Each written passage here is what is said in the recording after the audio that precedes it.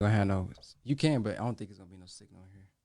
Yeah, okay, that's what it is. Signal I was not good. wondering what was going on. Peace, family. It's your brother Ben X. We are now live on the Brother Ben X podcast. Man, I got my brother Trey, Trey the Truth on Instagram, on here, and we're gonna be talking about the hot topics that everybody is talking about in our community, and we're gonna kind of give our perspective on it. The two subjects, as y'all can see, is the Lil Boosie situation. He talked about having women perform oral sex on his nephew's son, and they are of the age of 21. I'm sorry, 12. 12. 12, and I don't know how old the nieces and nephews are. So Nah, it was just nephews up nephews. Okay, yeah. I'm sorry, not nieces there. and Yeah, nephews, but nephews. And then we're gonna go into the 6ix9ine situation that everybody is talking about as well, to kind of bring clarity to the situation and what's going on, because a lot of people have been asking thoughts about it. What's your thoughts about it? And I kind of want to also bring some solutions to this as well, because this is not something that is foreign to our community. If you ask me personally, I'm pretty sure Trey know this as well.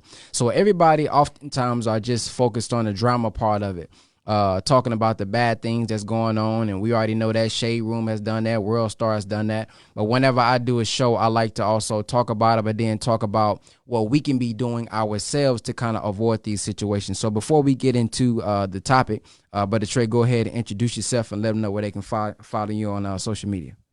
You can follow me at underscore Trey the THA Trey the Truth, and also Traylon Curry on Facebook, and then follow Men's Viewpoint on Facebook.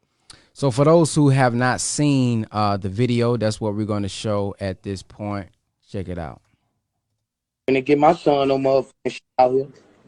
I'm training them boys right. Ask in there my nephew. Ask in them. Ask my son. Yeah. They were 12, 13. They got it. Yeah. That's how it's supposed to be. Yeah. Hell yeah, I got my son dick up. You right. Gonna get my son no motherfucking. All right, so that's the video. So that's what we're gonna be going in. So Trey, I'll let you start off first, and then I'll give my comments. I don't believe that's the way it's supposed to go for a 12-year-old, in my personal opinion. I didn't have any sexual contact until I was 16 years old.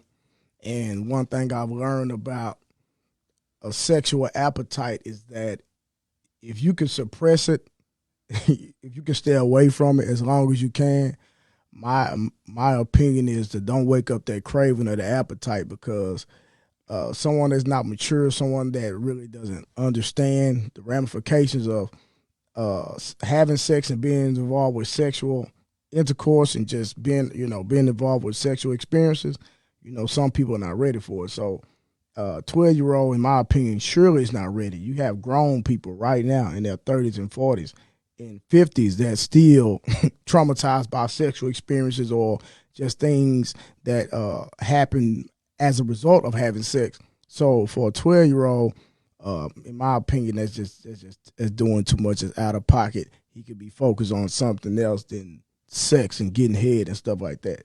That's just my opening statement, in my opinion. Yeah, I was listening to Brother 19 Keys the other day, and one of the things that he talked about is the negative effects of having sex at that young age as well. Facts. Because it leads to a tainted view on women. Facts. It makes them look like they are only objects. Facts. And that's what they are, for. And with Boosie, what he promotes with the women and how he'll give them $1,000 to show themselves, that type of mindset goes down into the child. And he had a lot to say about Dwayne Wade's son when it came to him being gay, and I think that's a deep part of it. A lot of fathers don't want to admit it, but they're afraid of their children their son being gay. Facts. That's a reality, and it's not a bad thing. I mean, hey, I personally don't either. And so I think a part of this, when he talks about this is how it's supposed to go, I think it's a part of not only the culture, unfortunately, because we can play this game like your son is the greatest son, your daughter is the greatest daughter. True. But what I said on Instagram is this: hey man, we better learn how to do for self. We better learn how to find a way to stay around our children, because in middle school, I knew people having sex. Elementary school, I knew people having sex. True. High school, I knew people having sex. True. And so when we look at this situation, don't just say, hey, woe is him. Also look and see how I can get my life together to avoid my own son going through this situation. Exactly. Don't think because your son, you got your son, you know how it is in the hood. I don't know about y'all, if y'all, in the suburbs or whatever, but your son gonna get the key. When you go home, lock the door. If anybody knock on the door, you better not answer that door. Y'all know how this go. Yeah. And he already know. Mama come home at 6. Daddy get off at 8. I got a 3-hour period to do my thing. When she called, yes, ma'am, no, ma'am, nothing, I'm watching TV. But while you at home, while he's at home, he's getting it in. It's also taking place at school in the locker rooms. Yeah. It's also taking place on the lunch breaks. I'm not justifying it. I'm just saying it's a reality. It's a reality. Mm-hmm. It's what's going on. So I think a part of why he's doing that is a part of not only because of because see, even when you growing up, that was like a trophy, a statue. Man, I got me one who was 23. I ain't nothing but a freshman in high school. I got me a senior. I ain't nothing but a freshman in high school, but I smashed a college girl who was a sophomore in college. So that's almost what people are saying is good. That's how you get your respect as a young brother. Then the brothers who in 5th grade or in middle school that's already having sex. When I was in school, we went to school with the 5th graders if you in 1st grade and kindergarten. So when you got a 6th grader or a 7th grader talking to a 4th grader saying you still a virgin, boy, I've been having sex since I was 10, and that's a reality. It's an unfortunate reality when you in high school and you a freshman and you got seniors saying, bro, you still a virgin? Oh, nigga still wet behind the ears. That's how it's going. So your child is getting that peer pressure. You may have told them don't have sex, but if we don't go into depths and say why you shouldn't have, like what Trey is saying, exactly. The traumatizing of the mind, how you starting to think about women, how you view that addiction that you can get to having sex. How it desensitizes you emotionally from the experience. There you go. See, if we don't talk about that and you just say don't do it, the child gonna say, yeah, that's just the old days. They don't know what they doing to shoot these days. This how it's supposed to be. So we gotta teach our children why no longer that do as I say, not as I do. Now I want you to go into that because you talk about that all the time. Because a lot of times in our community we got that same do as I say, not as I do mentality. Well, what I was gonna say is I'm 39, so I know I don't look it, but praise God. But the thing I was gonna say, when I was in school, giving head from a male standpoint and a female standpoint wasn't prominent. Like, if you got some head, like I'm gonna keep it a buck. I ain't got no pride. I was like, if a girl tried to give me head when I was 12 back then, I was kind of, hey, I'm not invited, but baby, hold on, what you doing? You taking me too fast. Like, or if a dude, hey, can I say? Just okay. If a guy performed oral sex on a female or was even presented with that experience. Giving head back then on a girl wasn't popular. Like, we looked at it like that was nasty. Yeah, until you got older. Yeah, until I got older, then you understand that it's a pleasure for a woman. But when we was in high school, when we was in middle school, when we were in elementary school, we were scared to do that. We were like, nah, that was nasty back then. As far as getting head, like I say, I was scared to get some head when I was young. Mm-hmm. Like I say, when I in my era, we wasn't doing that. You know what I'm saying? So even when we got to high school, but to go ahead and talk about what you're talking about, as far as kids are going to follow your footsteps, not your words. Right. And kind of like what you were just talking about, you got mothers bringing around dudes that are calling them uncle, calling them so-and-so and so-and-so, and then you got the kids seeing so many different men, and then, they're not filtering the experience and the visuals that the kids are seeing. And so how you going to tell me what to do when you got a different guy this week? You got another guy. 6 months ago, you had this guy, and you continuing to bring men around, and kids are not dumb. Mm-hmm. Kids, when I say they are not dumb, they are not dumb. So we really, really have to be responsible around our children to what we expose them to, because the thing that we think that we're hiding, we're really not hiding. We're exposing it to them, and then we look back and try to discipline them about certain things, not knowing that we are the reason. And I want to say this as well. This is why, along with the spirituality, along with the mindset, I teach so hard on finances. because we cannot discount the woman that's in this situation as well. We cannot discount the multiple women that's in this situation that had to do it on the. I don't care if Boosie said, do this. She could say, no, I'm not doing that. So let's not take her out of the picture as well. Yeah, we need to reel her all the way in. Yeah, because and the reason I say economics is because a lot of people are willing to compromise themselves because they ain't got no light bill. Exactly. And he knows that. You know, you want your light bill paid? Yeah, put you on $4,000. See, because if you have what all you need, you don't have to compromise yourself. You don't have to compromise yourself even if you don't have what you need. But then if you do, if you good, if you got money, if you ain't hungry for nothing, if you don't need nothing, nobody can manipulate you and make you think, well, do this right here. I take care of you. That's what a lot of pimps are doing. Yes, sir. A lot of pimps do that. And I'm not saying that because I'm a theory. I watch channels on why people do certain things. Pimps expose it, prostitutes expose it. And oftentimes it's because they feel like, well, he takes care of me. Yeah. You know, he's going to manage my money. That's what a lot of pimps are saying. I help manage their money. So sisters, you have to learn how to get yourself together as well. Yes, the pimp shouldn't be doing it. We know that. We know that. But it's sick people out here. So all of us should be held accountable as far as making sure that we can be self-sufficient. So we never have to compromise ourselves and say, well, I'm gonna do this for a little short period of time. Then you find yourself stuck in this situation. Yes. So if the sisters is able to make some money, she can say, no, nigga, you crazy. I ain't finna do nothing like that. Yeah. Or no, dude, I'm not finna compromise myself and do something like that. So the woman has a position in here as well, and we can't ignore that. You know, as sisters, you find yourselves, you know, stripping or doing this, and we use deceptive intelligence and say this is what you really love doing. But if you had enough money, you probably wouldn't be doing that. Yeah. So think about that as well. Yeah, man. Because it's like where does your mind have to be for a adult grown woman to go down on a little babe, on a boy? He 12, man. You understand what I'm saying? Yeah. He 12. Would you want another grown woman to go down on your son?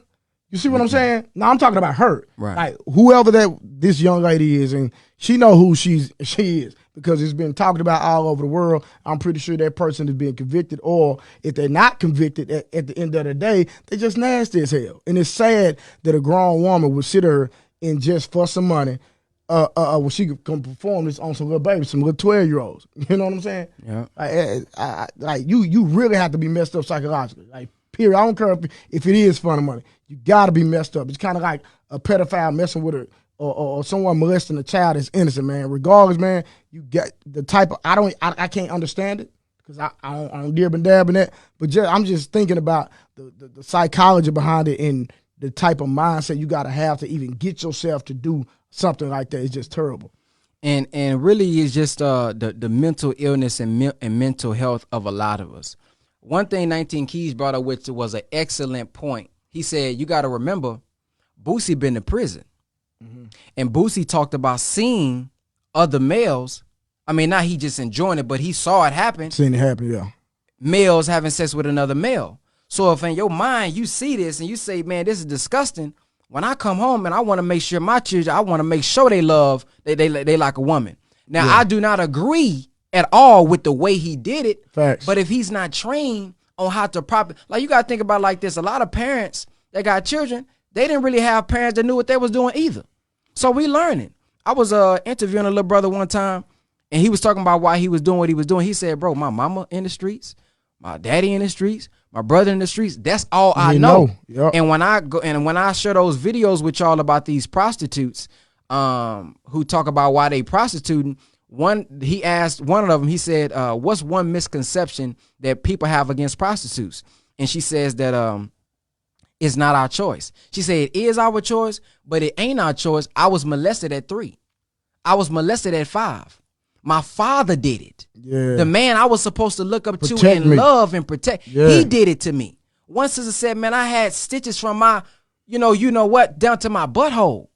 And so she said, you would think that it would make me not like men. You would think that it'd make me not want sex, but she said it made me want it more. And it made she devalued, she didn't have any more value. Right. She said, and they talked about attention. She talked about, I love the attention. Well, it's probably because she's trying to fill a void that her dad destroyed, that her uncle destroyed. So somebody said, what's the solution? The solution is let's start at home. If we want this to stop happening, let's see what's going on at our home and let's develop a system so our sons and our daughters aren't exposed to this type of lifestyle. Yeah. And we know it's out there, but then let's train them and put knowledge into their mind so that they can agree with what you're saying to them. What do I mean by that? You can reinforce things with law. You can make somebody not want to do something with law, Brother Trey. Like if I say, hey, True. Man, you can't drive 80 miles an hour down here.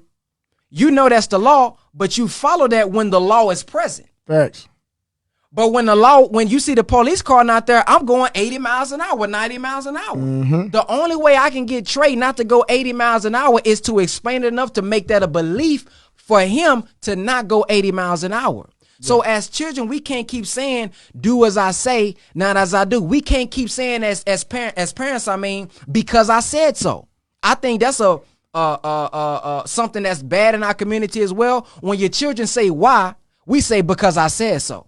Well, maybe that was the perfect time to explain to the child so you can bring them up into the comprehensive knowledge that you have. If I say don't be outside at night and then he says why, now I get it. You the parent, they supposed to listen. I get that. But I'm talking about from the mindset of a child who's growing up looking at you. If you say because I said so, the moment you on vacation, they been curious the whole time because my cousin been out, yep. My homeboy been out, my everybody else been outside. Damn, why she telling me I can't go outside? So when you gone, now he's finna go outside. Yeah. If you say don't have sex, why not, mama? I mean, I heard you having sex. Thanks. Don't get it twisted. Yeah. I heard you. You didn't know you had the door peeked. I looked in, I saw it. You know what I'm saying? So when you say don't have sex, and why? You don't explain why, shoot, as soon as I get the opportunity, I've been curious. I seen it on TV. I seen it in movies. I see it in rap songs. I see it in music videos. Thanks. I'm finna try it out as soon as I get the opportunity. Exactly. So I believe the solution is the parents starting at home, properly training and explaining why not to the children. Yeah, because just saying not doesn't present a consequence. Yep. So if I just say don't do it and you say why, just don't do it. You're not telling me that, hey, I could contract something or I can have a child or I can just so many different things I can experience because of one decision I made. I'm guaranteed there are men that are out here that had sex with a woman that had a baby by that they wish they never had sex with that woman. There are some women out here that had sex with a man, they had a baby by that man, and because of that one experience, guess what? That man walked away. That man didn't cultivate the child. That man didn't protect the child. She's left to provide for the child, take care of the child, protect the child, and do everything that the man was supposed to do. And now she's stuck in the man's position because she got to be strong because she's on her own. But then people look at her like she's wrong. Mm-hmm. You see what I'm saying? So one experience can change the whole entire direction of your life. And that's what a lot of people have to conjure up and really understand it. And let me touch on one thing. Just because I'm not knowledgeable about something does not mean that I won't suffer the consequence. Right. Let me give you an example. You can take a 2-year-old baby, take him up on the Eiffel Tower. I can stand next to the baby on the Eiffel Tower. I already have the knowledge to know if I step over this ledge, I'm going to die. Mm-hmm. I know that, right? But guess what? Even though that child is innocent, even though that baby has no recollection of the effect of that child stepping over the ledge, if the child step over the ledge, he's still going to die. I know what's going to happen. The baby is innocent, but that does not stop the baby from dying. But guess what? That's when maturity kicks in. See, when you're not mature enough to handle certain experiences, then you have devastation. I want to touch on this. Somebody said, I'm so tired of hearing about this Boosie distraction. See, that's the problem. We as grown adults have to learn how to be able to, I'm not going to say multitask because I don't think that's necessarily possible to do, a bunch of things at the same time. But we got to be able to handle multiple situations. Every time something goes out, it's not a distraction. Maybe these things are repeating themselves because we keep calling it a distraction. Whenever something important goes on in our community that should be talked about or that should be handled, and this is not necessarily for me to condemn Boosie, because honestly, when you go up in the hood, a lot of times this stuff is normal. Facts. This stuff is normal. It's probably going on in the hood right now. Young brothers are literally, they can't, it's like man, y'all got me one that's 30. So it's happening. So it ain't necessarily that, but it's because everybody's talking about it. this is our time to bring a different perspective to it so that we can look into it and then correct it in ourselves. So don't look at it as a distraction. Facts. It is a real thing. And to buffer that theology. Yeah, and it's not just a real thing that happened in his home. It's a real thing that happens everywhere. Society, yeah. It's a real thing that parents are trying to do. When you see your son interested in a girl, it's almost like a whoo, praise it. You know what I mean? Good. Now, like we said, we don't agree with having that done on your child, but that is a reality that grown men are afraid because of what's going on. It's being pushed in TV shows now. It's in cartoons. Yep. Some schools are making it to where they got to study this type of curriculum. Stuff. I even seen a brother had to go up to a school because the teacher put a dress on a 4-year-old. It was either a 2-year-old or a 4-year-old son without the consent of the parent. That's crazy. So as a man, you like, damn, look at all this stuff going on, man. I'm praying that mine don't come out like that. I would have lost my marbles. So it's not a distraction. It's a real thing that goes on with men. Yes. It's a real thing. Some men been molested and you still don't know it. Let me say something real quick. And I'm okay. So when Boosie was saying that I want to make sure that my son goes the right way. Yeah. I'm going to get a young lady to perform oral sex on him. I'm going to pay her. Now think about this. How many heterosexual men that you know that was living that life that end up, and I'm talking to the fellas that's gonna actually see this. Think about how many men you know, and I'm talking about for the fellas that's been down, okay? Because I know, and then the DL brothers, you know what I'm saying? Mm-hmm. Men that started off straight heterosexual, yada yada yada. Then they get 99 years to get a hard sentence. Some of them don't even get a hard sentence. Some of them get 10 years. Some of them get 5 years. Go to prison and then end up getting turned out. I remember my cousin told me, he said, say, bro, man, that dude his wife and kids up here visiting him, but he back there acting like, with a whole man behind in the jail cell. So just because you get oral sex performed on your son does not mean that he won't end up messing with a man if that's what he decided to do. Because there are plenty DL men that mess with men and they mess with women. Yeah. Oh, go ahead, Finn. I'm finna. So I just want to bring that out because I don't think just because you get your son some head by a prostitute or a young lady or whoever she was that mean he won't ever mess with a man, because there are plenty of men that started off messing with men that decided to mess with women and then come back over, and some of them play both sides of the fence. So in my opinion, it don't make it like he won't deal with a man, and I pray that he don't. But that's his business, because we never know what people are doing. That's why they call it down low. You got men out here that are doing it on the down low. So, you know what I mean? I just pray that young brother stay on whatever path that God has for him, period. And I see somebody said that's his child. But like I said, this is not just about Boosie. This is about principle. Whenever I'm speaking, I like to bring it back home to self-improvement. That's why we talking about what we can do. That's why we talking about solutions. So he said it on Instagram Live. So it is his child, but he put it out there to the world. Yeah. Just the same way Dwayne Wade, the same way he commented on Dwayne Wade's son and he shared his opinion. Other people have the right to speak on his situation. Exactly. And it's only not fair. Right. And we're talking about a perspective that our children is eventually going to be able to see and look at. There's 14-year-olds, there's 13-year-olds wondering what's the right way. And we're giving our perspective on it, not just to condemn the whole time, but to offer solutions. And nobody has condemned Boosie in this show right here, not one time. Yeah. Like I say, Brother Ben is doing this show because you got to think about it. There are narratives being put out in the world. There's different narratives being put out in the world. It's all it's on every platform, right? So where's the buffer? Yep. Where's the filter? So Brother Ben decides to filter different things that are presented in our society. That's the mission God has put him on, and so he has a right to do that. So he's not in nobody else's lane. He's in a lane that he's not biased. Number one, he doesn't condemn nobody, and he's doing something for our people. So at the end of the day, that if somebody's bringing solutions or somebody's just bringing out different contexts and different narratives for the light to maybe come on for one person to help one individual, I applaud that, period. Yeah, somebody said that y'all agree that people should pull up on him. I mean, you gonna pull up on him by his son? I mean, you gonna pull up at everybody else's hood that's doing the same thing? There's a lot of things that people are doing that people don't post on social media. Like every last person that says that, you got something that you won't post on social media too. Facts. You got something that you're doing. I don't care how holy you is, if you're Muslim, if you're Christian, if Facts. you're Jehovah, if Judah, you're blessed Buddha, and highly whatever. favored. Yeah, I all don't care. that. All of us Got something have something you don't want somebody to know. that we don't want somebody to know. That is why I say I don't just promote the gossip or drama just to promote it. I say let's look at it and let's see how it can apply to us, how we can look at it and say, how can we use this to self-improve ourselves? How can we provide a different perspective for the young people who's looking to give them another way out? Yeah. It's not as simple, because I'm seeing a lot of people saying, you got to watch people who agree with this or watch people. Instead of saying all that, let's talk about it. Let's look at some of the things that's actually going on in reality in our community, because some of this stuff can trickle down to our children if we don't check ourselves. Period. Instead of checking him, let me look at me.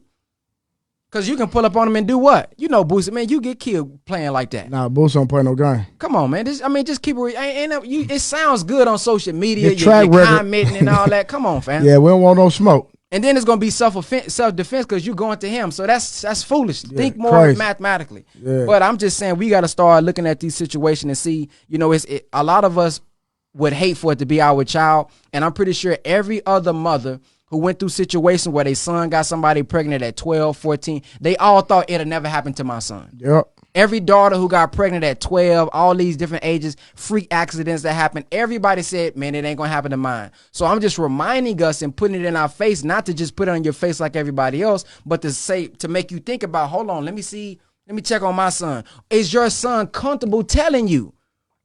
See, that's a conversation. Is your daughter comfortable telling you, hey, I did it, you know what I mean? Like, do y'all have that kind of relationship? Exactly. That's something that we got to talk about and develop as well, because a lot of children, we talk about your mother and father supposed to be your best friends. Some are afraid to talk to their parents. Period.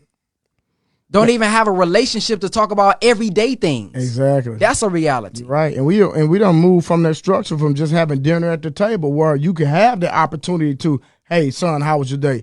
Hey, daughter, how was your day? Hey, wife, talk to your wife and just have those experiences. Most of us, we get home, we're on social media, or we're working 2 jobs, or we're busy. We don't have time for intimacy with our kids. We see them. We know they're in the room, they're playing the game, but we're not sitting down really, picking their brain and seeing, what's troubling them and what's on their mind and what's deeply rooted in them and why they're responding to certain things. We just going on about our day because we got so much going on. We busy. That's what, with this whole Corona thing, the one thing that I did like about it, it made us sit down somewhere. For us that are so busy, that are working 2 and 3 jobs, that are moving around so much and really didn't get quality time. Did you hear about that? Did you hear about that lady that had her kid in the garage or something? She tied him up in the backyard, and her reason was, I think it was in Pleasant Grove. I think the reason was she got tired of her child because she don't never be around him because he's not in school, so he's at home all day every day. Oh, during the quarantine. Yeah. Oh, yeah. During the quarantine, she was like, she ain't never really spent that much time with her child. She locked him up outside in the garage and ended up going to jail for it because she wasn't spending time with him. You'd be surprised. I've seen so many people, especially when the Corona first hit, talking about, man, I'm so ready when school get back in. I can't wait till these kids go back to school. I'm like, I'm looking at these people like, y'all really don't spend time with y'all kids like that? And let me say this. We all one as a black community, Muslim, Christian, whatever your thoughts are, Hebrew Israelite, RBG. And I'm glad you're going to recruit. Listen, I am a bona fide Christian. Some people don't believe in what I believe in. Me and Brother Ben don't have the same exact ideology, but this is my brother. Yeah, the reason I'm saying that is because I seen somebody in the comment section say, F Boosie, talk about the police. The reason I'm saying we all one, I believe everybody got their role. And I talked about this actually recently. You got these people who on their couches tapping about doing something. Well, if you doing something, how are you so unbusy to type? That's number one. And that's not to the brother who commented that. My point is this. Stop trying to make if somebody's a doctor, stop trying to make him do what the mechanic is doing. Good. If you think that's the solution is to go do that, you do it. Right. There's thousands of other brothers that think just like you. Y'all get together and do that. We need media. We need doctors. We need lawyers. We need nurses. We need janitors. We need people janitors. We need farmers. We need everybody. Stop trying to make the farmer the soldier. Yeah. Stop trying to make the person who gonna wrap you up the one who out there shooting. Like I said the other day, hey, tough guy, when you get shot, you gonna need somebody to wrap that thing up. Straight up. Tough guy, after you got your AK-47s and you gonna do what you gotta do. If anything happen, you gonna need somebody to heal that. Yeah. So if you think the solution is to do that, be the example. Period. Pop it off. There's other brothers who agree with you. We all one as a community. We all can't do one thing. We need everything. Facts. Because different body parts make the body. Yeah. And different every part of the body has its own function to make the body move. And and when you sit back, man, and sometimes I watch some of your interviews and when people come for you, and I just sit back, and the main thing you always present to them, what are you doing? And 9 times out of 10, every time, that person themselves aren't doing anything to benefit anybody but themselves. They just want to be heard, and you're not doing nothing.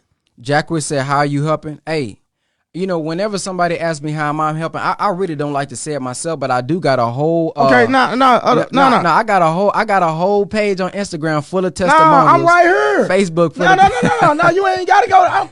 How you helping? You help me. What you mean? Shoot, but I'm just saying, I would never get on here. Yeah, but Ben, listen. I know you listen, Ben. There what people don't know. You don't never have to validate yourself, because at the end of the day, you know what you're doing. You're looking at a man that Brother Ben turned into us. I'm going my way to 7 figures. I was going check to check. Now I'm way past 6 figures, on my way to 7 figures, all because of this man right here. Changed my life, changed my son's life, changed everybody around me life. So I know what he's doing. He helping his community for real. So all that, yeah, you come for Brother Ben, you gotta come for me too, that way. But let's get into the next situation. The next one is about the 6ix9ine situation. And the reason I wanted to do this with Trey is because Trey is a brother who comes from the streets. A lot of brothers that's in the streets follow me. A lot of young brothers who are unfortunately thinking that is the way to go in the streets follow me as well. So I wanted to give a perspective on that as well, because a lot of people agrees with that, what he's saying. So I want to talk about that situation as well, so that the young people can at least know the viewpoint on it, because if there's no viewpoint, we'll start to look at things as success. A lot of us are already looking at people who only make money as successful, and that's not always the case. So somebody can have, there's a quote that says, some people so broke, all they do have is money. And you don't want to find yourself in that situation where you're doing something just for money, just for fame, but then everything else is in void. So let's check this part out where 6ix9ine is explaining why he snitched on these guys and kind of was doing what he was doing. Nigga, I'll be mad too. I'm sorry. Like I'm genuinely sorry. And let's cut that out. Little boy, sit down. If you don't got this watch, I'm not beefing with anybody from New York if you don't got this watch. If you don't got this watch right here, you a little boy to me. I'll kiss you on your forehead. You a little boy. Sit down. King's home. It's over. It's over. Y'all got, and I get it. If you got one Richard Mille, nigga, this all mine, nigga. No, I'm fronting up. Fucking get whatever y'all rappers do, nigga. And just as an example, I'm going to let this play out, but this is the mindset of a lot of young brothers right here. Just a little small section. I've seen it on Facebook. That nigga ain't on my level. He ain't got my bracket. He ain't got my my amount of money. Do you know there's white folks who are literally poisoning our food, who are literally poisoning the air, who are literally just doing things, killing people on a mass scale without you even knowing. They got way more money than you. That don't make them better than you. Because they got more money than you. They killing people every day. Wicked people, wicked character. And they got way more money. So this is why we got to, because this is the mindset a lot of young people are receiving. Long as I got money, I'm good. And that's not necessarily the case. Thanks. Come on, nigga. All 4 cars, Lambo, Lamborghini Aventador, Wraith, McLaren, G-Wagon. You name it, nigga. All mine, all bought out. Y'all can't fuck with me. Y'all can't compete with me. And I'm going to let y'all niggas know that. But I'm sorry. And now let me break it down. I'm sorry. I want to say that I'm sorry to my fans, because you know what? It wasn't worth it. It wasn't. And I'm going to tell you what. If there is a street code, right? If there is a street code and there's something so-called as loyalty and everything and no snitching and all of that, I get it, right? But where was the loyalty when you was sleeping with my baby mother? Where was the loyalty when you was caught on the wiretap trying to kill me? Where was the loyalty when you tried to kidnap my mother? Where was the loyalty when you was stealing millions of dollars from me? Where was that? So who broke it first? I get it. Don't fight fire with fire. I'm sorry. But what did I do wrong? Be loyal to niggas that's fucking my baby moms? Be loyal to niggas that kidnap me? Beat the shit out of me on video and everything? I'm supposed to be loyal to that? No, you know what? You know what it is? Y'all don't want to accept the fact that those is all true facts. Y'all don't want to accept. Y'all understand why I snitch. Y'all understand. Y'all don't want to understand. It's not that y'all don't understand. Y'all don't want to understand. Y'all don't want to understand that. Damn, this kid really was he moved their families out of poverty. He paid for schools for all of the members, whatever. But he snitched on them. Why? Were they loyal to me? Cause when I met Son, he was sleeping on the rug. I give him money. Yo, look, listen, I'm a rainbow Mexican hair kid. I rap. I'm not about that gang shit, but listen, I know how to get us out.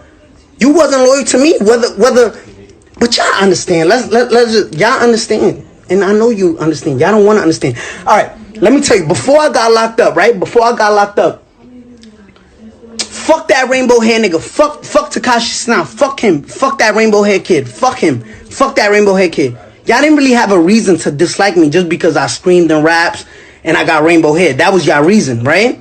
Or he's mad, loud. That was y'all reason. But then now y'all got a reason. So of course the go-to is, oh, he snitched.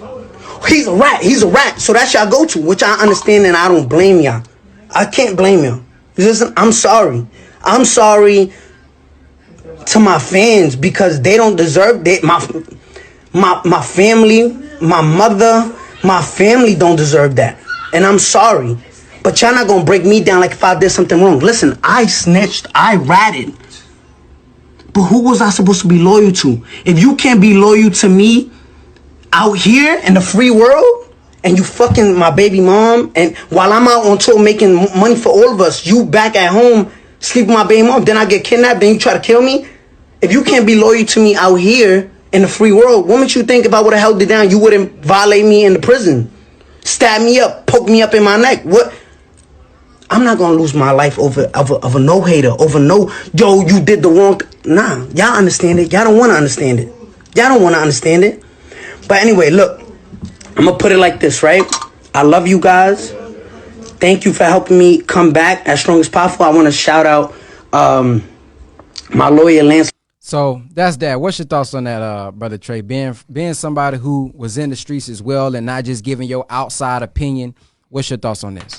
Well, my initial issue with him is that one thing I learned as a kid is that when, you know, somebody say, hey, we want to play this game, or we want to play this game, we want to play this game, just different games that were presented to me as a young man, the first thing that you should always do is always learn the rules. Always learn the rules. And just by hearing him talk, that lets me know that he didn't understand the rules of the game. As a matter of fact, he didn't even know the rules of the game. One thing I learned, and if I had some advice for him, you know, I can tell you he don't have no real OGs and he didn't have no real homies that was close to him. Because this is my motto.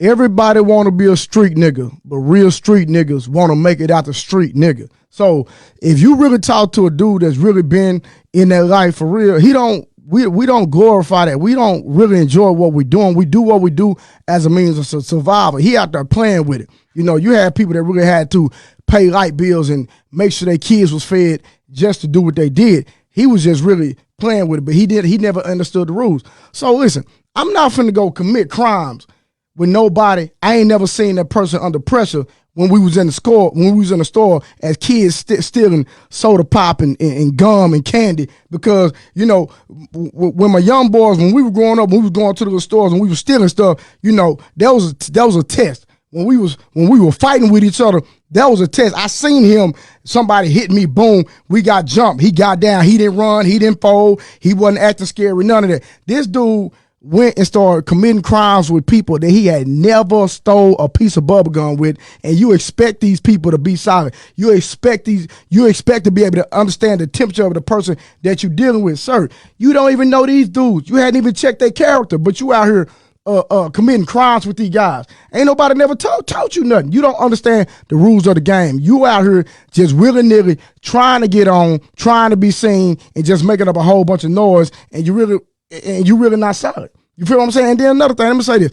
And see, this is why he didn't understand the rules. There's no way in hell I'm going to have a multi-millionaire, multi-platinum friend, and I'm going to let him crash out. That means my partner not finna be selling all these records, and then we over here doing, committing crimes and doing all this, and then I'm going to implicate him. I'm going to be like, say, fam, listen, you over here getting the bag, you over here getting the money, fam. Listen, if you want to supply us, if you want to give us bread, and we do what we do, cool. But you stay over there. I'm not finna bring you in over here committing these crimes, shooting and committing robberies and doing all this foolishness because you the bag. Why we gonna mess the bag up? Don't ever mess the money up. So my thing is, bro, ain't nobody never taught you nothing. And the dudes that you were around really had no love for you, because if they had love for you, they would have never had you a part of all the foolishness in the first place. You feel what I'm saying? So people that really got your back, like your real friends gonna tell you the truth. I don't care. 6ix9ine can be like, say, bro, I want to go. No, you ain't going with me. Period, bro. Listen, you got too much going for yourself. When somebody care about you, when they love you, they not going to want to see you go down the wrong path. They're going to say, fam, listen, you ain't built for this. You ain't about that life. You stay over there, get the bag. If you want to chuck us down, we get the block roll and take care of business on the back end. Cool, but you can't be over here doing this because you the money. And for me, from somebody who didn't get into street life, I give my perspective. I think that young people have to focus on their purpose. I always talk about the spiritual GPS, and I think at a young age, we have to install the spiritual GPS, that concept that I came up with, because I put it this way. This is how I explain it. Whenever you got a cell phone, Siri doesn't give you any directions. Siri don't tell you turn left, turn right, keep straight, turn or U-turn until you got your directions. Till you got your destination in. A lot of our young people and a lot of adults do not have a destination. That's why they don't know where they're going. What's my point of bringing up the spiritual GPS, though? Because for me, when I play basketball, I got a best friend right now that's doing life in prison. The reason I didn't get into the lifestyle that they got into is because of basketball. Whenever they was going to do something, I thought in my mind, if I do that, I ain't going to be able to play basketball. Whenever I got around somebody else who was doing something, if I do that, I'm going to get kicked off the basketball team. So there was something else that was pulling me versus not having anything, and then anything can just pull me because I just want to be with my friends. See, friendship and having that influence is a real thing. Peer pressure is a real thing. Facts. But when you got something, when you got purpose that's stronger than the peer pressure, then that purpose can pull on you, because you know if you make a mistake here, you're not going to be able to do this, which you really love and that you believe that you're called to at that particular time. So I think a lot of young people, they aren't being taught about how to look within themselves and develop your own gift, skills, and talent. We just told to go to school so we can get good grades, so that we can get a degree and work for somebody else. Newsflash, mama. Newsflash, dad. That's what you did. And I'm seeing you every day come home miserable. Thanks. You love Fridays because you say I'm on the plantation, and you can't wait till the weekend because you get a little break, and then you hate Sunday nights because you got to go back to work. So I'm subconsciously in my head, I'm saying, well, hell, this can't be the way for me. You telling me this as a parent. I see you explaining this, but I'm seeing your lifestyle. That goes back to, we're not following that do as I say, not as I do stuff no more. If you telling me that this is the right way to do it, but then I'm seeing you miserable, mad, you can't afford nothing, you can't buy nothing, you never got time for yourself. Naturally, we want freedom, justice, and equality as a people. Facts. Naturally, God said he wants to have power and dominion. If I don't have power and dominion, I don't love it. So you say you get mad that they got influenced by Cardi B, Jay-Z, Meek Mill, all of them. Why? Is it just because of I think personally, it's because of the freedom that they see that they can get from it. So when I ask little brothers at school what y'all want to be, it's all, and y'all, I bet you without me even saying it, I ask, since you work with children, what are the top 2 things that these young brothers want to be when they grow up? Athlete and rappers. I didn't even have to say it. And y'all knew that. That's a fact. Athletes and rappers, and if those 2 don't work, I'm finna go to the streets. I seen it happen even with people I know. They tried out basketball. They tried out rapping. They didn't do too good. Well, I'm going to just go to the streets. Every time. What is it? Is it just because of that? It's because I believe They see force and power. They see the ability to create their own reality with these things. Thanks. LeBron can start his own school. Man, that's what's up. He got a new home. He got a new car. Y'all can act like this stuff don't matter all you want to. Thanks. But when you making yourself miserable every day to go get the money, you can't tell your son money don't matter. Exactly. When you breaking your back, when you coming home miserable, Preach, man. you damn near finna go into depression because you ain't got enough money. You can't tell your son money don't matter. And you irritated when your kids ask you for Come something? on, man. Yeah. No, you can't tell your daughter money don't matter. Financial freedom. Yeah. So when you see Meek Mill, when you see them doing all that, they get to travel, they doing this. That's appealing. They hear you talking about, don't listen to Meek Mill, don't do that. That's bad music. They hear you, but then they seeing the reality. They seeing the true reality. So if we was able to be a better example, show them how you can be free but righteous. Show them how you can be rich but righteous. Yeah. Show them how you can do this without scamming somebody, killing somebody, robbing somebody. Facts. Maybe what you're doing will be more attractive. Yeah. So we got to think about the influence as well, man. But- we can't keep but saying, Ben, yeah, go ahead. Let me go here real quick. A lot of people are not getting what God has for them because they're not ready for it. I sit back and I seen how you came into my life and you blessed me tremendously. Where every day is Friday, where I can wake up every day. I don't have to go to work. I don't have to clock in. I don't have to do nothing. I can do whatever the hell I want to do. I can spend as much money as I want. I don't have no budget no more. I can fly wherever I want. Come back, wake up. I don't have nothing. You feel what I'm saying? But God said, Trey, I had to get you ready for that. I had to mature your spirit. And the reason I said that because, like you said, I can be rich and righteous. See, back then when I was in the streets, when I was doing all that extra, I was gonna do the wrong thing with the money.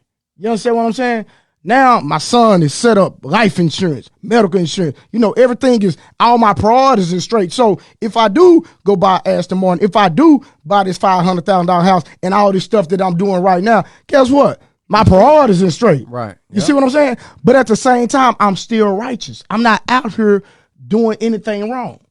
I'm living a straight and narrow life. I'm cool. So sometimes people got to understand, look at your discipline, look at your personal life, look at your behaviors, look at what you give in a temptation to, and then God has said, guess what? If I give you this money, it might destroy you. If I allow this business to grow, it might destroy you. A lot of people don't understand that God is preserving you. That's why you hadn't got to where you want to yet. That's why that business hadn't taken off yet. It's not that God don't want to prosper you. It's just that he know you're not ready. And that's my personal testimony now, you know. And a lot of parents got to stop faking it, man. Your children are not stupid, man. They may be making some poor decisions, but they're not stupid. Like even with Trey, nobody said it, but oftentimes we talk about $500 homes, you know, $500 cars. The first thing a lot of us say, because we got a broke mindset, what you need all that for? Nigga, you spending your money on the wrong thing. You don't need all that. But you know what? Ben, hold on. Let me say something. I apologize. Go ahead. You know my stepmother, right? Our new CPA. God bless. Praise the Lord. But I was doing something. I was looking at an Aston Martin last week, right? So I was looking at a new Aston Martin, and my daddy came in. My daddy said, "Man, you don't need all that, man." You know, because my daddy got money. You know, he got money too, but he talking about, "Man, you don't need all that." And my stepmother came back and said, "Hold on, you only live once." Now his priorities straight. He got the money. If he want to buy, let him buy whatever the hell he want. You only live once. I said that to say this. I don't worship nothing. Like I'm not in all that like material stuff. I done had it and lost it, and I understand that you can lose it, but you only live once. If you can afford to not live above your means and to be able to afford for you something nice, what's wrong with it? Because brother Ben, you remember? Watch this. You remember when we were doing the thing for the kids, the mentor and stuff for the kids, right? Man, one thing I sit back and notice, I said, a lot of times when you start mentoring kids and when you start being a positive influence for kids and helping these single mothers and stuff like that, you got to have some money. Yeah. Because it's easy to go in and preach to kids and talk to them, but what's going to happen after that? Yeah. All you going to be able to, it's kind of like somebody judging a woman in church, but then you won't buy no church clothes. You'll point the finger at her all day. But what you going to do? Or you going to take money out of your pocket, or you going to take money that out of your own self-preservation, and then be able to bless these different people. I said that to say this. Think about it. All the young kids wanna be like the rappers and the ball players. So guess what? What if I got a foundation and I can pull up in a Bentley? What if I got a foundation and I'm mentoring the kids and I pull up in something and I got some stuff that the rappers got? Guess what? They can identify with that because that's what they want. That's what they desire. And I can say, listen, you can be rich and you can be righteous. And I got the finances not to just talk about it. I can help you along the way. Mm-hmm. Yeah, this is reality. We can try to use Bible scriptures and try to manipulate it to where you think you're trying to make people think that being poor is righteous. I ain't going with that. The Bible says that the borrower will always be a slave to the lender. He said he want us to have life more abundantly. In the world that we in right now, in order to make these type of moves that we trying to make in helping our people, we know that mentally and spiritually is the most important, but it's going to take some economics as well. In fact, since you said that you followed the Honorable Minister Louis Farrakhan, Israel Judah, and you tried to bring in that scripture to trying to go in contrary to what we saying, he says, the minister says that politics, what did he say? Politics without economics is a symbol without substance. He also says that romance without finance is a nuisance. Facts. Romance without finance is a nuisance. So all this sound good. It sound good, all these things you want to do. But guess what? It take money to book these rooms. It take money to book these buildings that we hold meetings at. It takes money to pay these bills. See, that's one thing that's one thing you can't get around. All that old acting like we poor and you don't want to be rich. You got bills you got to pay. And if all that old, the white man, that's the white man money. I guarantee you, if I said, come work for me, Facts. And it's positive work that you agree with, you would not do it over 1 year for free if you're giving all your time. And that's actually the point I was about to go in. Let's go, Ben. Before you said that, because this is what we try to feed to our children, and our children is not falling for this foolishness. Period. You telling your children that money ain't important, and you come with all these scriptures that you got out of context. Facts. And you talking about how this not important, but you busting your behind to keep the rent on. You miserable, can't keep the rent on. It costs for them to go get some water. It costs for them to go get some food. All that we can live in the jungle. They don't want to live in no jungle. I don't. All this we can live free. We can put this up, put a little tent up. We can live free. We ain't gotta. They don't want to live like that. Stop trying to put that old mindset on them. They can have life more abundantly. They can have a lot of money and still be righteous. What that means is when you're depending solely on your money. There you go, Ben. When you start to put your money above your morals. When you start to put money above your character. Talk to them. That's what that's talking about. It's not talking about be broke. That's dumb. The devil is a lie. That's talking about. I ain't talking about that. So yes, we got to be mentally first. And that's always what I said in the beginning. We got to have a spirituality, but we got to have some economics behind that. You talk about school. How you going to properly educate your children properly, either in a private school or homeschooling, so that they're not going to a school that you saying is bad, not teaching them everything that they need to know. It takes finances. It takes finances to do that. Period. You talk about we need hospitals, we need this, we need that. That take money. Take money. Matter of fact, I'm about to open up a medical supply store. All this stuff take money. And we got to stop associating money with something bad. That's why a lot of us are broke. It don't say money is the root of all evil. Stop saying that lie too. It say the love of money. The love of money. And what that meant was when you loving the money, when you putting that above your morals and what you're supposed to be doing righteously, now you're in a bad position. It don't say money is the root of all evil. Hold on. And that's why our youth, man, cannot connect with these older guys, because they making the young people think something is wrong with money, but it's not. Don't tell them something wrong with money. Tell them it's something wrong with the way you're going to get it. With your value system. Come on, man. Come on now. Hold on, Bree. I want you to read the scriptures. And I pray we don't take this out of context. B, I want you to read that. Read that top scripture. It say a feast is made for laughter, wine makes life merry, and money is the answer for everything. Everything. Now, it don't mean that it's the answer. Nah. But it's the answer for all. It answers all things. That's what it say. Yeah. So we're not saying that money can solve every problem. That's not what we're saying. But guess what? I'm getting ready to open a medical supply store, right? Right. Yeah. I know you didn't know this. It's your first time knowing it. But guess what? That person I'm leasing that building to, The money is gonna be the answer to me occupying that space. Yeah, they don't want to hear. Well, can I pay with the word? The word. They don't want to hear the word. I believe in Jesus. I believe in Jesus. They're not gonna take your. They're stuff not gonna because of take that. Jesus. No. It take money, and anybody. And this is what I'm saying, man. This is when we get to talk about wealth, money. They get to throwing that the only a camel, the rich and why. There's a reason you said that. You're trying to go against what we saying about the economics, and that's what we saying to the young people, and that's why the young people don't want to hear that BS. Because I'm guarantee you going to work, and if you're not going to work, you stand with somebody else who going to work. This is how did we in America? We not in the jungle. I'm sorry. We not staying in the grass.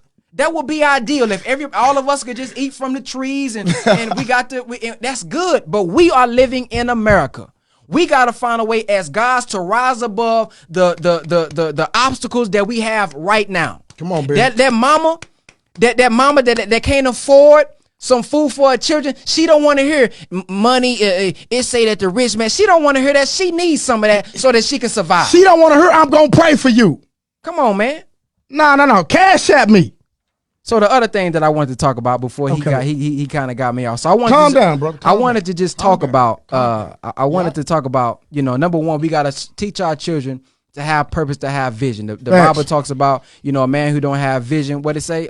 If you don't have vision, I forgot it. Some perish. If you don't got vision, basically, man, you'll perish. Yeah, something like that. So you gotta have vision. You gotta have a plan, and we gotta help the children find their purpose so that they can fall in love with their purpose over fall in love with the money. Why? Because when you fall in love with the purpose and your gifts and your talents, when you chase the God within, money chases you. This money that we have is fiat money. It's only cash. It's a medium of exchange of value. And the only reason it still got a little value is because we believe it do. So if I can make myself an asset, if I can make myself valuable, if I focus on serving people, bringing value to people, the more money I can make. If we can put that in the children's heads, when they hear about drugs, they're gonna say, yeah, I can make money, but it's not worth the risk of me going to prison. Yeah.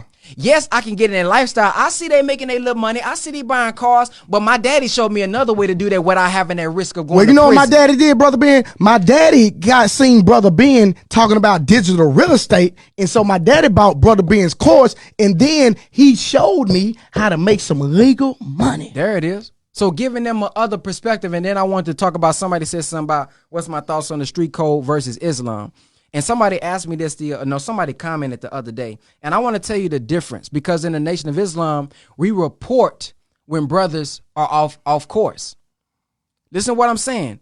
We report when a brother is off course. What do you mean by this? In the street code is, hey, and Trey, you can correct me if I'm wrong. If you in the streets, you know you doing something bad that can get everybody caught up. For sure. If you in the streets, you know you can get caught. You know you can go to prison.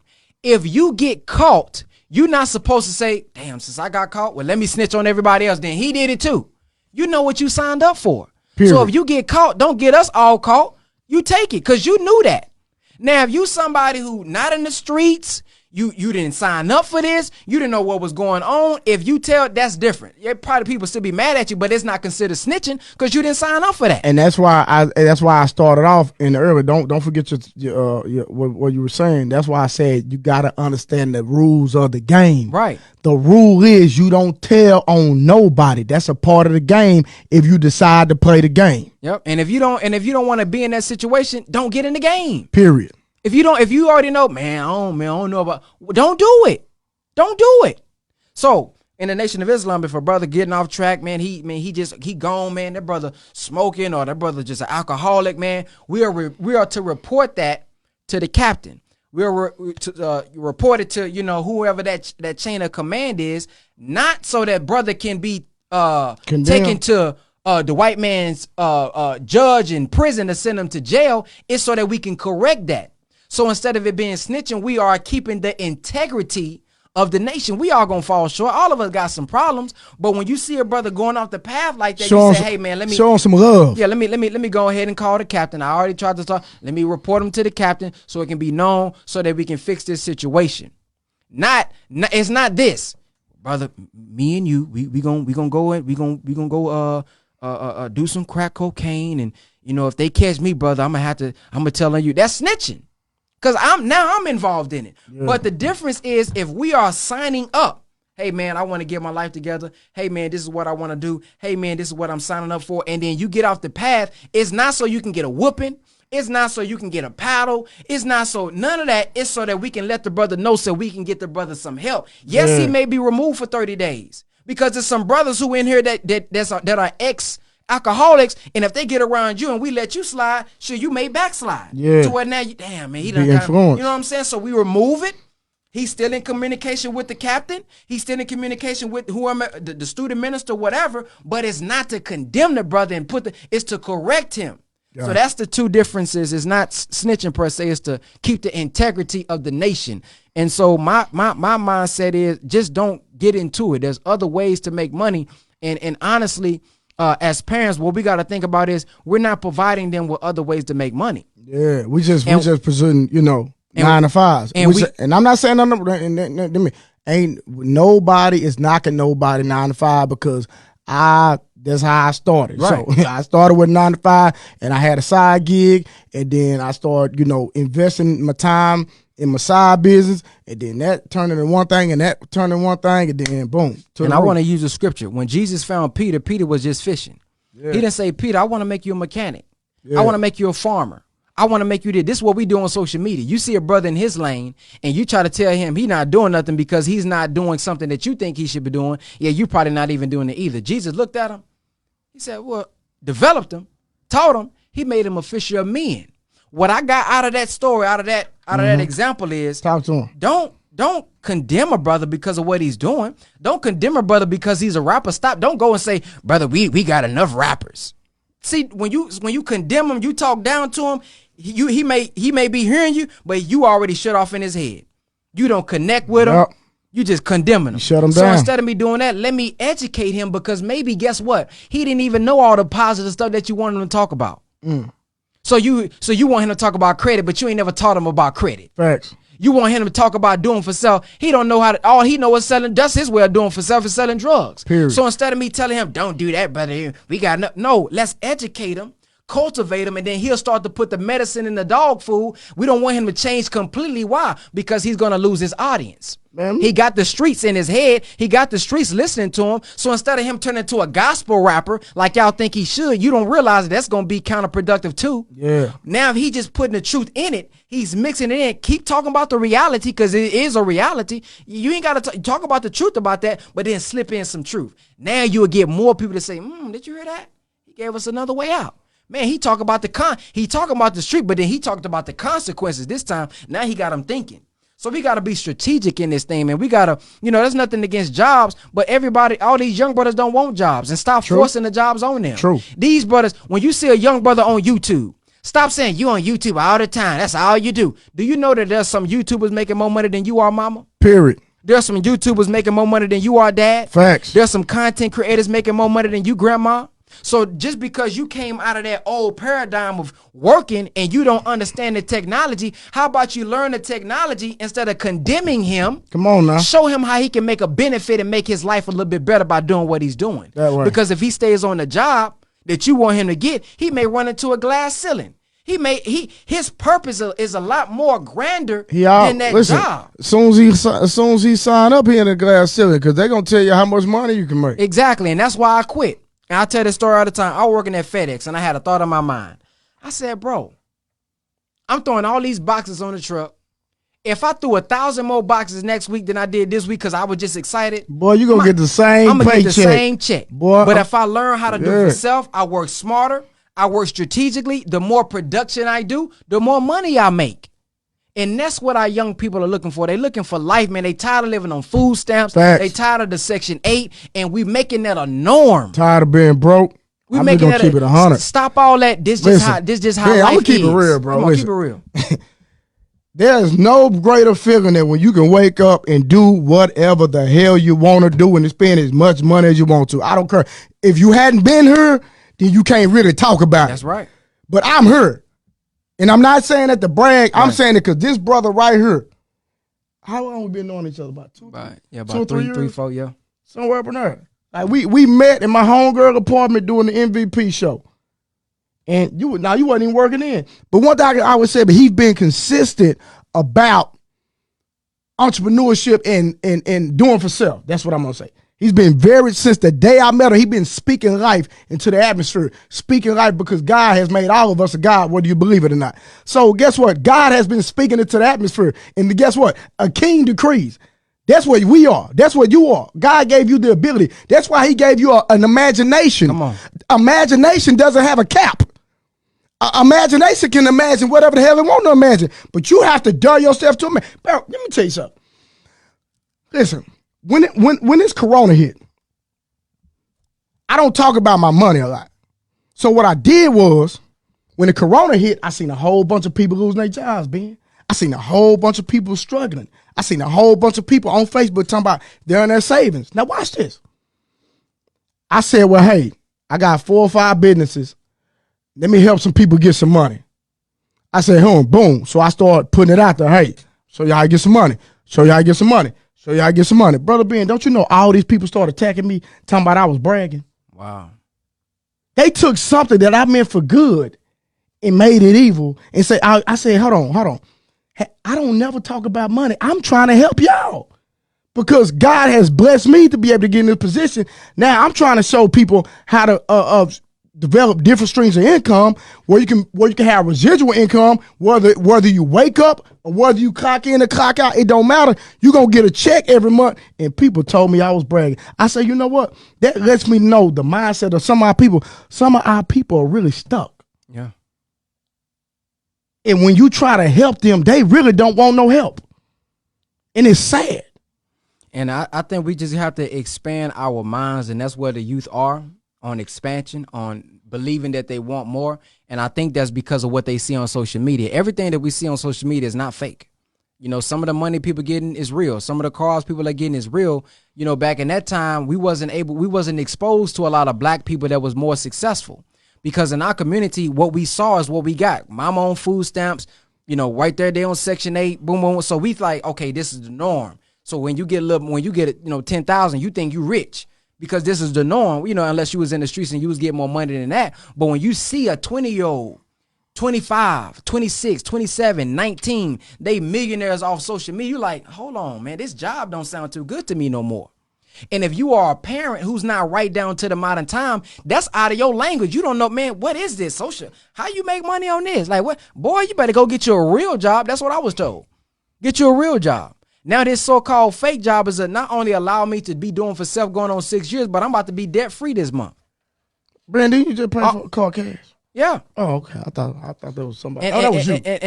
And helping other people, you know, make money as well. And we have to, the reason I want to touch on when you was talking about he helped me. The jobs is because we judge like a tray. We judge anybody else who gets money to keep yourself feeling like you're doing the right thing. This is what I mean by that. When a black man does something successful and he built a real business and he got real money, a thought comes to the mind, that nigga must sold out. he must be in the Illuminati. Yeah. He must be in the Boule. See, what you got to realize is you're not necessarily judging him. You know who you're really judging? Yourself. Because in your mind, subconsciously, you think that the black man and woman is not capable of going to that type of extent without scamming, lying, being in the streets. So you try to justify you staying in the same condition that you in. Yeah. And people like, man, like, let's talk about speaking life, right? Like, I like to speak life and I like to speak things into existence. I operate in that spiritual principle. And so, like it's just sad that when you say certain things that some people just look at you, they sit back and they just watch. And if you've been watching Brother Ben for any length of time, everything that this man done said done happen. Yep. Anybody has been following you consistently, just see, guess what? Each year you get richer and richer. You get more money. You steady continue to prosper. They got to get on the train. It's just like with my trap fitness stuff. If you've been watching me any time, every year, it's just been growing. Then Brother Ben Kane gave me an idea. He said, bro, do this right here. Boom. I'm making $8,000 a month off that. And I don't even do nothing. Right. And I make money off that every day. I wake up every day, boom, to more money. I ain't doing nothing. Israel said, can money get you out of this lockdown? Yeah. In what context? this is what I would say. I would say, of course, your mindset is what's really gonna get you out of lockdown. Because honestly, I don't feel locked down. Yeah, what I'm saying. I'm trying to figure out. That's what I'm trying to. When you work from home, I'm not locked down. When you have created a lifestyle where everything you have done can be done from home, and the only time you got to go out is when there's some things that you need to do, you don't feel suppressed. You don't feel oppressed. And so it's first of all the mindset that you got to have, because broke, when I say broke, whenever y'all hear me using the word broke, I'm not talking about finances. I'm talking about money. Because I think people are not broke because they don't have enough money. They're broke because of their mindset, because it's your mindset that leads to the finances. And so when you got money coming in, you're not hungry for the things that people are hungry for. You're not in need of things that people are in need, to where they feel like they are stuck because of the lockdown. They feel like, I mean, all right, bet I was prepared anyway. Yeah, I'm Gucci. Like, and so having the mindset and the word of God that he has given us through the scriptures, through his messengers, through other people who he speaks through, you don't have to feel locked down. And lockdown is not necessarily a bad thing. They may say lockdown, but it's like being in prison. If you can be in prison and not be in prison per se. Facts. Your body may be locked up, but your mind you have been freed your mind to where you don't feel you developing, you growing. Like Brother Winford say all the time, man, I know a lot of good brothers in prison that's doing life. And they not necessarily, all of them not necessarily miserable. It's, man, let me say it this way. There's millionaires who is out of prison who are more in prison than some people that's in prison. Facts. I'm gonna put it just like that. That's real. That's how I'm going to answer your question. There are people right now that's not locked up in prison physically that is more in prison than a brother who's in prison right now. Facts. They're not free. They're in the free world, but they're not free. So that's it, man. I hope y'all enjoyed our commentary. And we just want to bring another perspective out into the universe so that the youth can listen, and adults who are looking for guidance. And to be honest, you know, a lot of people ask me to give my perspective on this situation, and I don't like to just jump out there anymore. When things first happen, I like to analyze it, you know, go into it, look at it, examine the solution. So if you came in a little bit late, we did talk about solutions, how this can be avoided, how we can stop this from happening to our children, because don't think that that's the only child that's having sex at that age. Don't get it twisted. It is a reality. And, man, I appreciate y'all tapping into the podcast. So, Brother Trey, for those who don't know who you are, let them know who you are, what you do, and how they can get involved with you. Well, I do too much. That's my problem. But you can follow Trap Fitness with Pretty Girls on Instagram. Trap Fitness with Pretty Girl. That's one word on Instagram and Facebook. I have a phenomenal fitness company that I own. We have online, we have in person, but the online is very, very accessible, and it's 24-hour access to anyone that wants to get in shape. Forgive me for the music if you don't like trap music. We do use rap music on there, but at the same time, I'm not finna be listening to no church music while I'm working out. But Trap Fitness with Pretty Girls on Instagram, also _Trey the THA Truth on Instagram, and Blu-ray Fitness on Instagram. For y'all that don't know, I'm Earl Spence, the boxer. I trained him for 11 fights straight. He knocked out 11 people, so I'm a world-class strength and conditioning coach too. So that's why I say y'all, I do too much. But then also we have a platform called Men's Viewpoint, where men can give their perspective on Men's Viewpoint on Facebook. So make sure you go follow Men's Viewpoint. Everybody go follow Men's Viewpoint on Facebook. And so, like I said, I have too many hats and I do too much. But his brother being fault, because he the one got me making all this money. Praise God. You be locked in on that phone, though. Make sure y'all go look at Men's Viewpoint. And also tap in with me on, if y'all want to tap in on a more personal level and send out to where y'all can get text messages from me, like when I go live on YouTube and things of that nature, because this will be streamed on YouTube as well for y'all who came in a little bit late. Text if you want to. So somebody said, where's your next live? To know when my next live is, text peace to 214-833-7781. If you want to tap in with things I'm doing free classes soon as well, teaching y'all how to make money online, giving y'all free ebooks and things of that nature. If y'all want to get the first update on that, text peace, PEACE, peace to 214-833-7781. And we're going to tap in with you. Peace.